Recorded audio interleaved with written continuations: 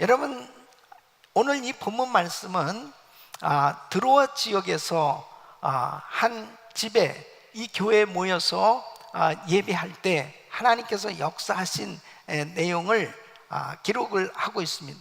사도 바울은 사도행전 16장에 보면은 이 드로아 지역은 잊지 못할 그런 장소인 것이에요.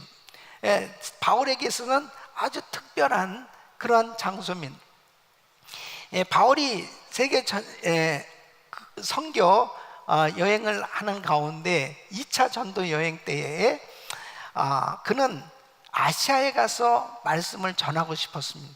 그런데 성령님께서 막으셨다고 그랬습니다. 그때 이 드로아 지역에서 사역을 하는 가운데 하나님 앞에 기도하는데 환상을 보여주십니다. 마케도니아 사람이 나타나서 와서 우리를 도우라.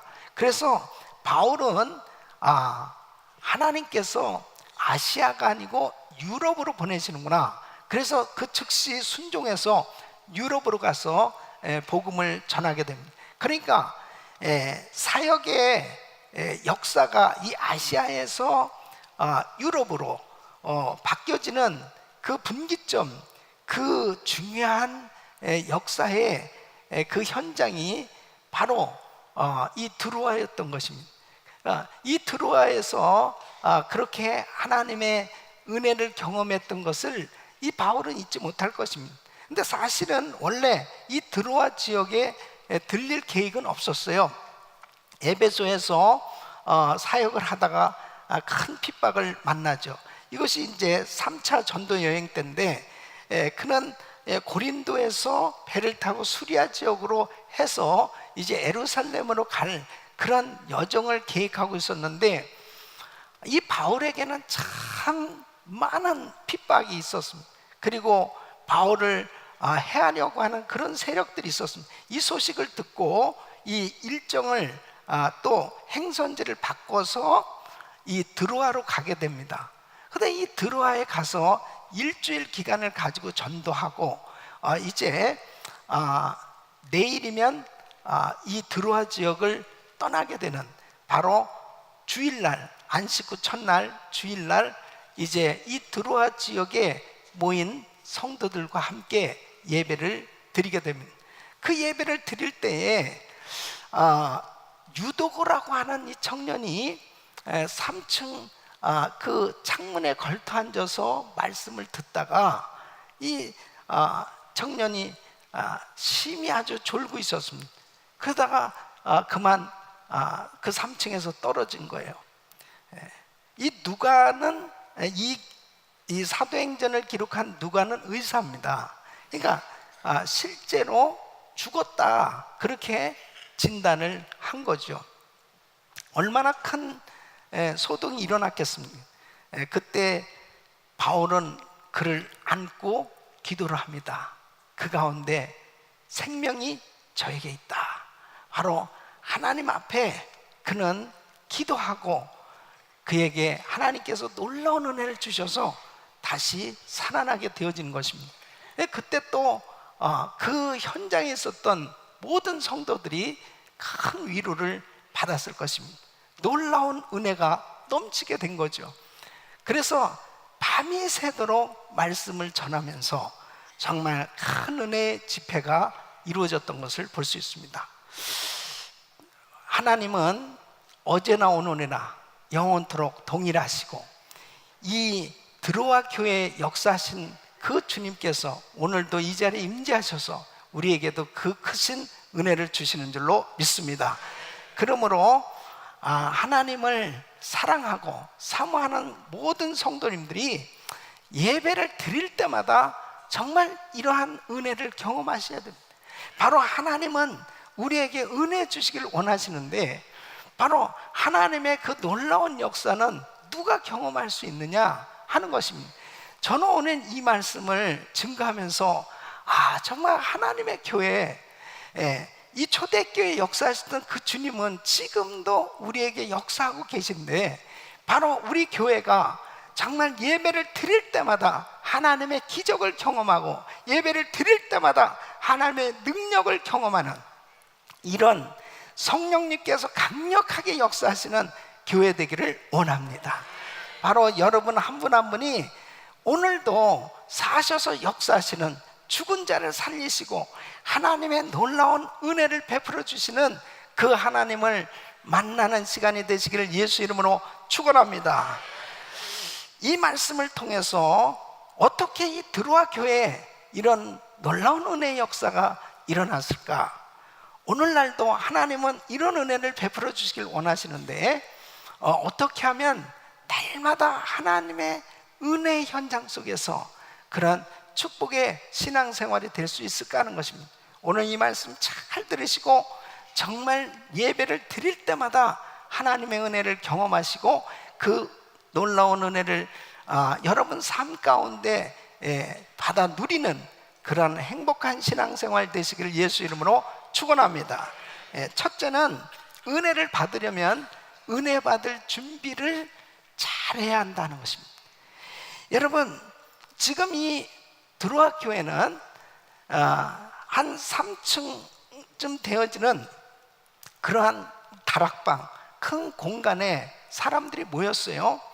여기에 보면 8절에 보면 등불을 많이 켰는데 그랬어요. 그러니까 이 사람들이 모인 곳에 등불을 많이 켰다 하는 걸 보면 사람들이 많이 모인 거죠. 그리고 또 9절에 보면은 이 유도구는 창에 걸터 앉았다 하는 거 보면은 사람들이 많이 모여 있었기 때문에 그에게 있어서 이 공간이 부족한 것을 보면 사람들이 참 많이 모여 있는 그러한 모습을 상상할 수가 있습니다.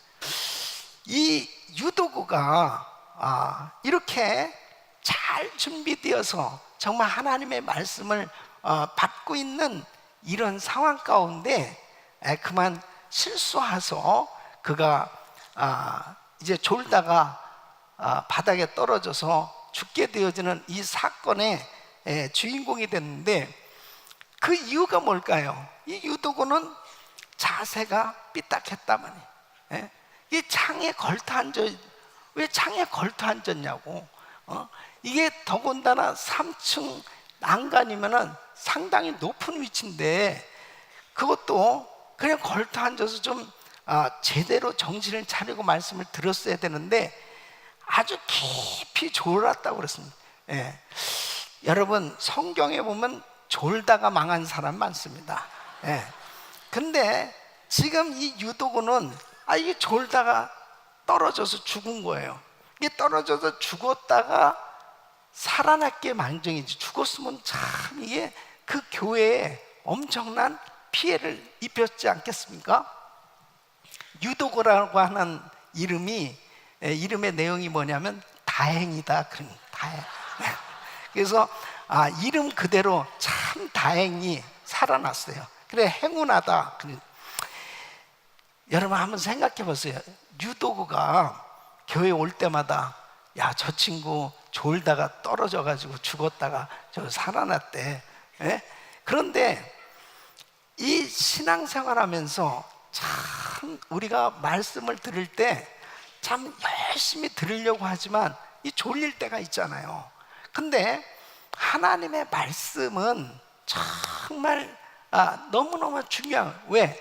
말씀 가운데 성령의 역사가 일어나기 때문에 그 말씀을 잘 들어야 된단 말이에요.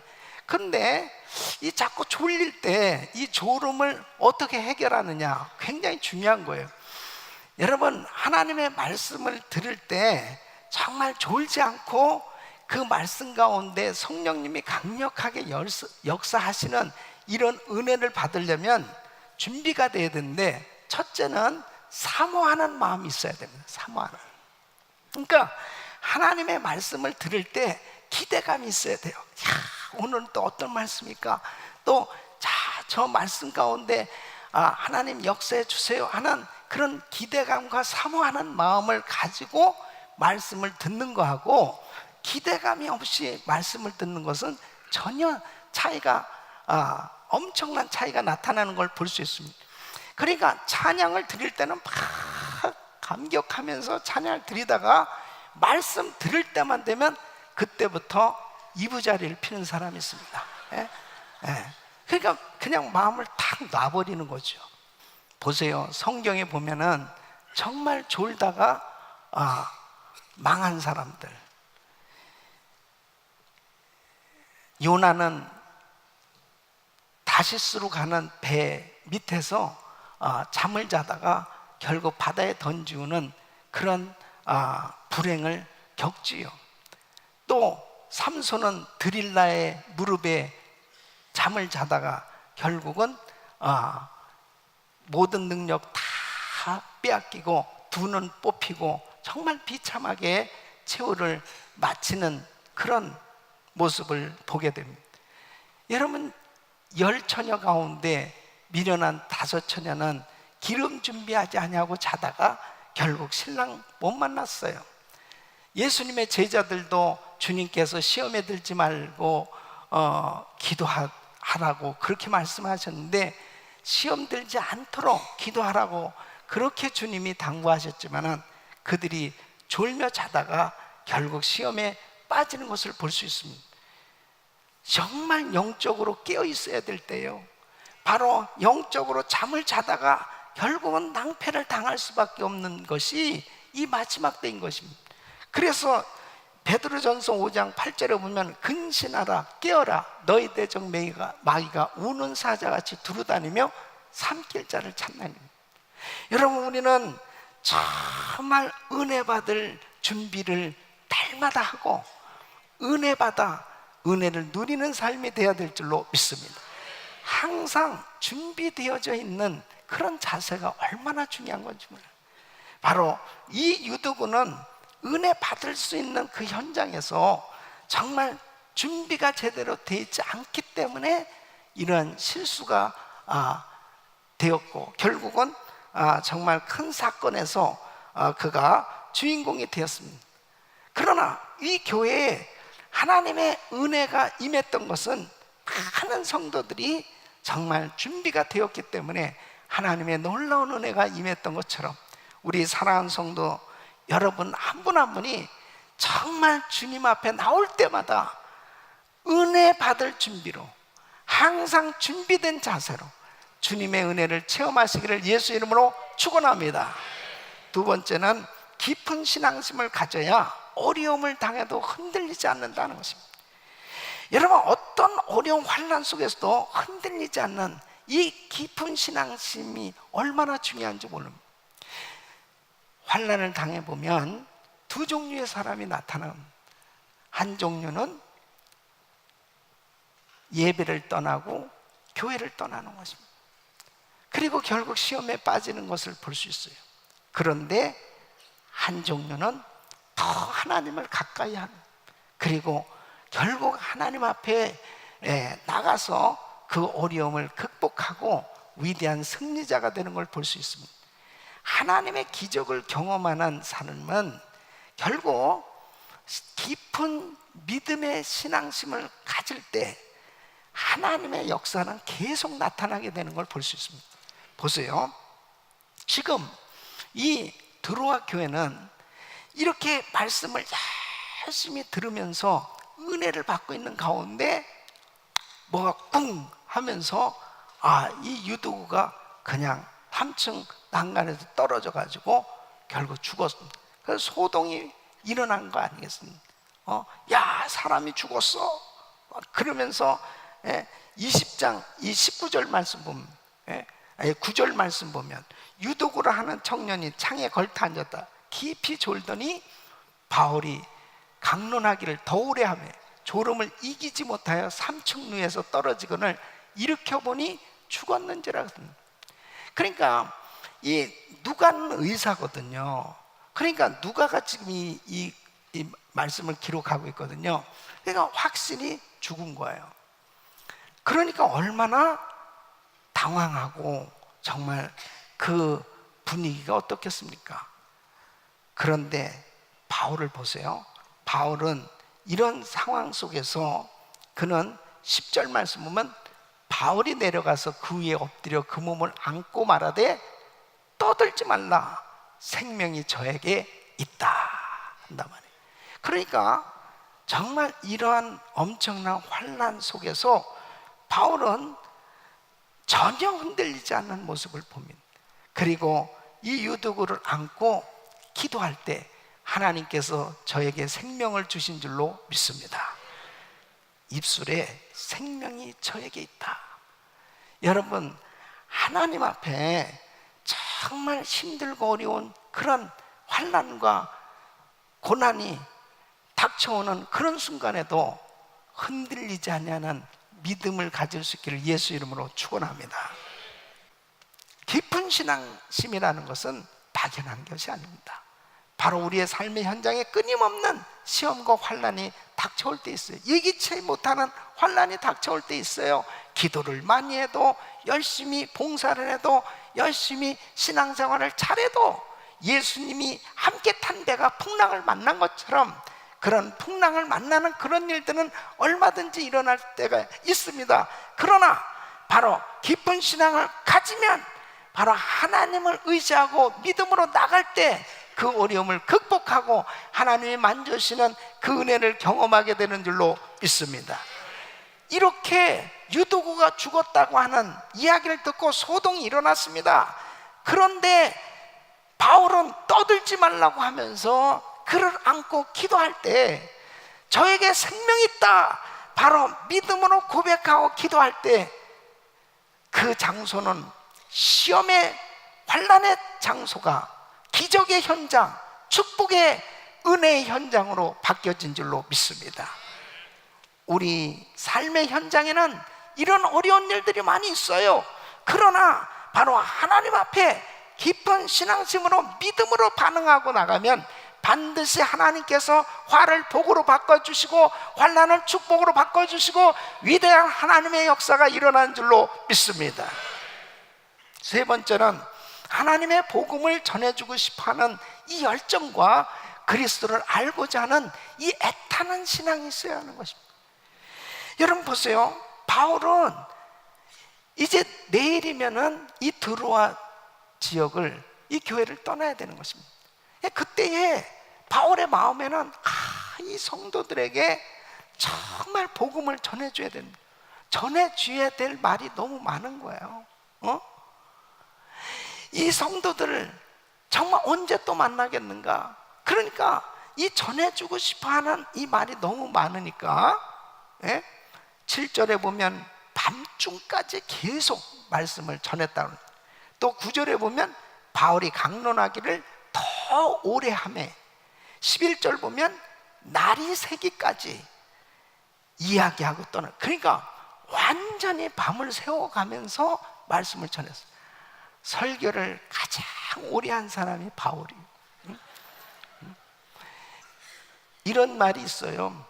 설교 못하는 것은 참아도 설교 길게 하는 건 못 참는다. 그래서 사람들이 설교 길게 하는 것을 싫어해요. 그런데 바울이 날이 새도록 이렇게 말씀을 전한 그 이유가 뭐였어요? 이 성도들 좀 은혜 좀 받아야 되겠는데, 은혜 좀 받아야 되겠는데. 그러니까 일주일 동안 그 지역에 머물면서 전도한 새 가족들도 왔겠죠. 그 전에부터 믿었던 사람들이 있었겠죠. 그러니까 이 바울의 마음 가운데는 막 안타까운 거예요. 내가 이제 내일이면 떠나야 되는데 이 사람들 신앙생활 잘해야 될 텐데. 그러니까 완전히 새가족반부터 시작해서 이제 중급반, 고급반, 지도자 대학까지 그냥 하루 동안에 밤새도록 다 전해주고 싶은 거예요. 이 복음을 전하고자 하는 이 열정. 또 이 성도들 보세요. 아니, 듣는 사람이 있어야 밤새도록 전하지. 야, 지겹다 그러고 일어나서 다 가버리면은 바울이 무슨 말씀을 그렇게 밤새도록 전하겠어요? 사람들이 안 떠나는 거예요. 그리고 유도구가 죽었다가 이게 살아났잖아요. 죽었다가 살아난 이 시간만 해도 상당히 아주 이제 한 밤중 됐잖아요. 그럼 이제 여러분 이제 오늘 이제 돌아갑시다. 그리고 축도로 맞춰야 되는데 살아났다고 계속해서 나를 세워가면서 이 말씀을 전하는 이 바울의 열정 보세요. 그리고 내일님은 떠나는데 그 선교 여정이 정말 험난하거든요. 그럼 조금 쉬었다가라도 가셔야 되는데 그렇게 끝까지 이 성도들을 붙들고 한 말씀이라도 더 전해주고 싶어하는 이 복음을 전하고자 하는 이 열정, 그리고 이 성도들도 정말 날이 새도록 말씀을 듣는 이 사모하는 이 열정, 이 가운데 성령님이 역사하신 줄 믿습니다. 주님을 만나는 이런 역사가 없으면 우리의 삶에는 아무런 변화가 일어나지 않습니다. 결단과 형식적인 예배가 될 수 없단 말이죠. 바로 그 예배 가운데 정말 어제도 제가 토요일이지만 참 위독하신 분이 계셔서 또 한 40분 거리 있는데 어젯밤에 또 신방 갔다 왔습니다. 병원에 가서도 기도하면서도 막 이런 안타까운 마음이 있는 거죠.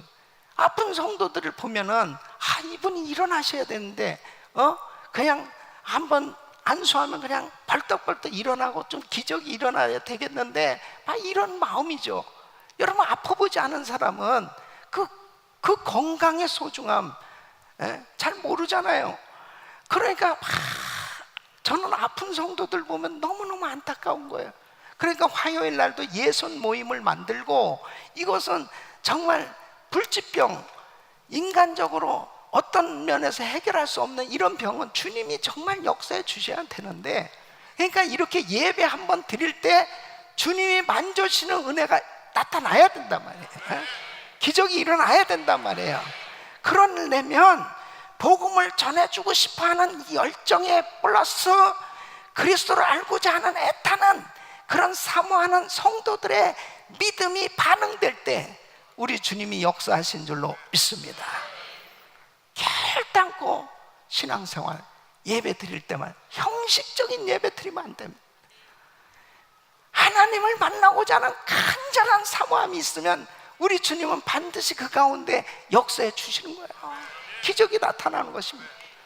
오늘날도 이 드로아 교회에 역사하신 그 하나님, 우리 교회도 계속해서 지금도 역사하고 계시지만 더한 성령님이 역사하실 수 있도록 우리는 하나님 앞에 열정적으로 예배할 수 있어야 될 줄로 믿습니다. 여러분, 아모스 8장 11절에 이렇게 말씀하고 있습니다. 주 여호와께서 가라사대 보라, 날이 이를지라 내가 기근을 땅에 보내니 양식이 없어 주림이 아니며 물이 없어 가람이 아니, 여호와의 말씀을 듣지 못한 기갈이라.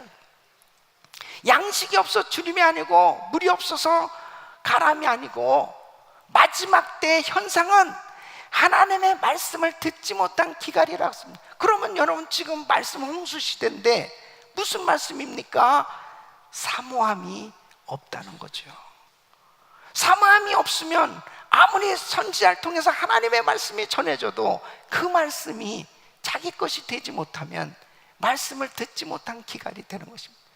우리 사랑하는 성도 여러분, 우리 성도들의 마음에는 항상 갈급해하는 그 심령, 하나님의 은혜에 목말라 하고 그 은혜를 받고자 사모하는 그 간절한 마음, 이 마음이 항상 여러분 심령에 충만할 수 있기를 예수 이름으로 축원합니다. 그 가운데 하나님의 역사가 나타나는 것입니다.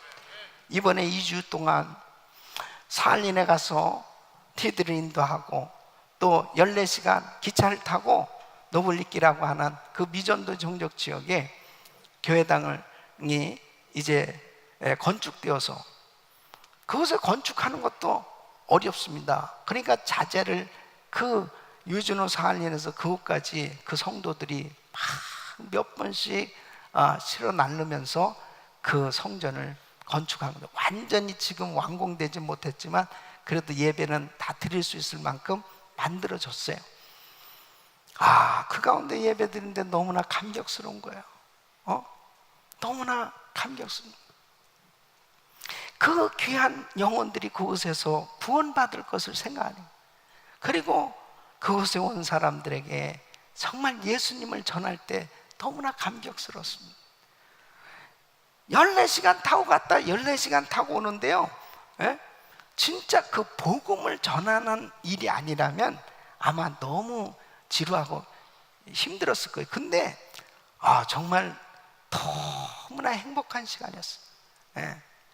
그리고 막 더울 때 창문이 좀 열려진 사이로 막 바람이 들어오는데 얼마나 시원한지 머리통을 그 시원한 창문에다 대고 그것도 얼마나 행복한지요. 나만 누리기가 좀 민망해서 우리 성도들 와서 한 번씩 해보라고. 얼마나 감사합니다.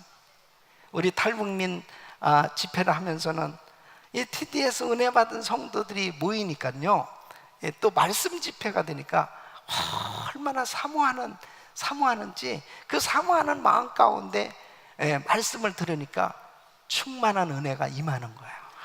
놀라운 은혜가 임하는 거예요. 제가 시간이 가면 갈수록 더 하나님의 은혜가 충만해지기 시작합니다.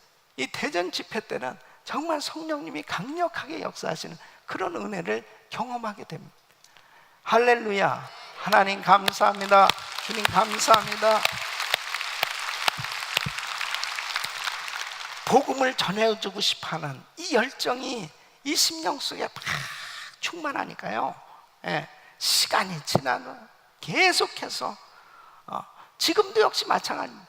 우리 성도님들에게 한 말씀이라도 더 전해주고 싶은 이런 마음이 막 이 마음 가운데 충만한 것입니다. 우리 사랑하는 성도 여러분 그 심령 속에 하나님의 말씀에 목말랄 수 있는 그런 은혜가 넘칠 수 있기를 예수 이름으로 축원합니다.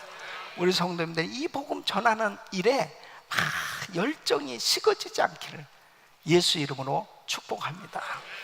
우리는 날마다 예배를 드릴 때마다 하나님의 은혜가 충만하고 바로 그 예배 가운데 주님이 임재해서 친히 역사하시는 그 현장이 돼야 되고, 그 예배 가운데 하나님의 음성을 듣고 주님께서 만주신 은혜로 치유와 회복을 경험하고 날마다 부흥의 역사를 경험할 수 있는 이런 은혜가 우리 성도님들에게 있기를 예수 이름으로 축원합니다.